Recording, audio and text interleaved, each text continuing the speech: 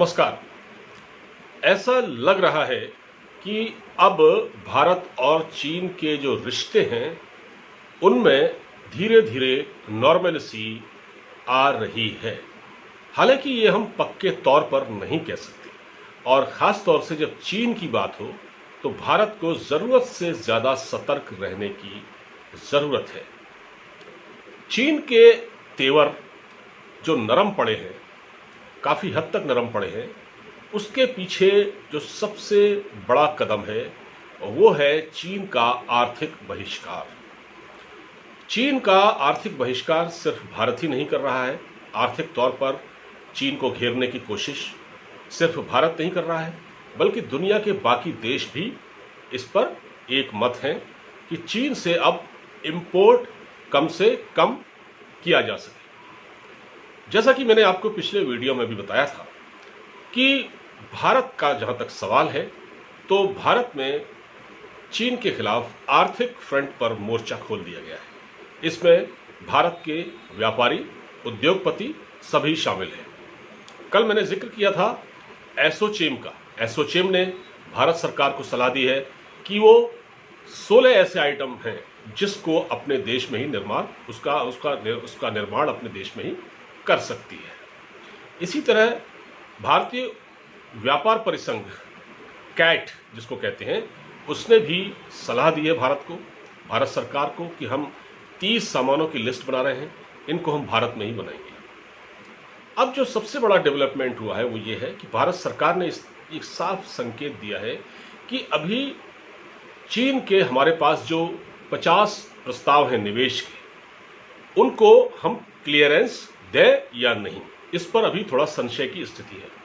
अगर इन प्रस्तावों को क्लियरेंस दिया भी जाएगा तो बहुत सोच समझ कर दिया जाएगा। जैसा कि आपको मालूम है कि मई के शुरू में एक खबर आई थी जिसने सबको चौंका दिया था, और तब कोरोना वायरस का संक्रमण काफ़ी तेज़ी से फैला था और चीन की घेराबंदी शुरू हो चुकी थी। और चीन ने यह कोशिश की थी कि इस आपदा में वो एक मौका तलाश रहा है, और उसने क्या किया था कि हमारे HDFC बैंक का 1% शेयर खरीद लिया था। उसके बाद जब इस पर सवाल उठे, विपक्ष ने भी सवाल उठाए, कुछ आर्थिक विशेषज्ञों ने भी सवाल उठाए, तो भारत सरकार अलर्ट हुई। तो जो फॉरेन डायरेक्ट इन्वेस्टमेंट है FDI, उसके नियमों में तुरंत बदलाव किया गया और उसमें यह कहा गया कि जिन देशों से हमारे देश की सीमा लगती है, जैसे चीन से हमारे देश की सीमा लगती है, तो वो जो भी हमारे यहाँ निवेश करना चाहेगा या शेयर खरीदना चाहेगा, किसी कंपनी के हिस्सेदारी चाहेगा, तो उसको पहले भारत सरकार से इसके लिए मंजूरी लेनी पड़ेगी। पहले भारत सरकार को ये बात बतानी पड़ेगी कि हम ऐसा करने जा रहे हैं। ऐसा नहीं होगा कि चीन कभी भी आ जाए और हमारे कंपनियों में शेयर खरीद ले, हमारे यहाँ निवेश कर दे। ऐसा बिल्कुल नहीं चलेगा। जैसा कि नितिन गडकरी, अब हमारे जो भूतल परिवहन मंत्री हैं, उन्होंने भी कहा है कि जो राजमार्गों से जुड़ी परियोजनाएं हैं, हाईवे से जुड़ी, उसमें चीन की हिस्सेदारी अब नहीं होगी। चीन का इस धीरे धीरे तरीके से अब आर्थिक बहिष्कार हो रहा है। और हमारी सरकार ने यह भी कहा है कि जो 50 ऐसे प्रस्ताव हैं निवेश के चीन के, इन पर भी हम विचार करेंगे। इसको हम ऐसे ही क्लियरेंस नहीं देंगे। हो सकता है कि इनको हरी झंडी न मिले। तो ये भी चीन के लिए एक बहुत बड़ा झटका है अपने आप में। तो कुल मिला के भारत ने जो घेराबंदी है आर्थिक फ्रंट पर चीन की, वो बहुत तेज़ कर दी है। चीन इस वक्त बहुत ही बैकफुट पर है। उसको लग रहा है कि अगर भारत सरकार इसी तरह कड़े कदम उठाती रही तो एक बहुत बड़ा बाजार साउथ एशिया में वो अपने हाथ से गंवा देंगे। और भारत सरकार इस वक्त पूरी तरह सजग है। वो कोई मौका नहीं जाने देना चाहती चीन को घेरने का, और वो नहीं चाहती कि चीन हमारे यहाँ इन्वेस्टमेंट करे। उसकी लगातार अब समीक्षा हो रही है। एक और बड़ा डेवलपमेंट ये हुआ है, आपने सज्जन जिंदल का नाम सुना होगा, जो कि JSW कंपनी के मालिक हैं।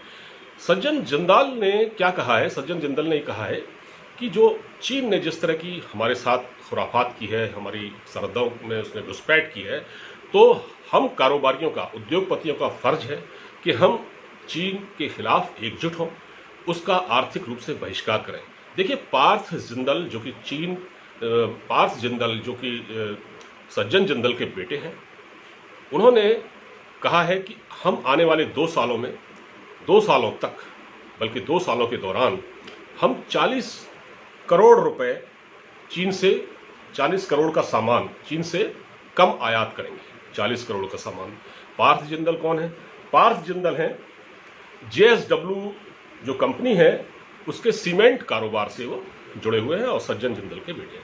सज्जन जिंदल बहुत ही एक रसूखदार उद्योगपति हैं। इनके बारे में आपको थोड़ा सा जानकारी दे दूं।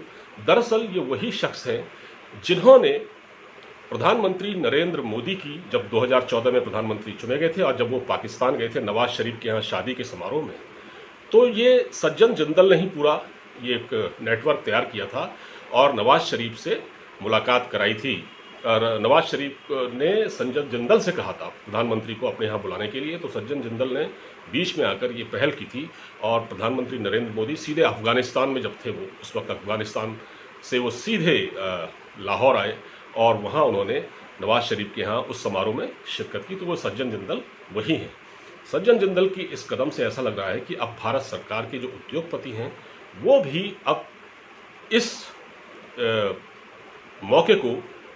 मौके पर, क्योंकि अभी लोहा गर्म है, तो उस पर चोट करना चाहते हैं।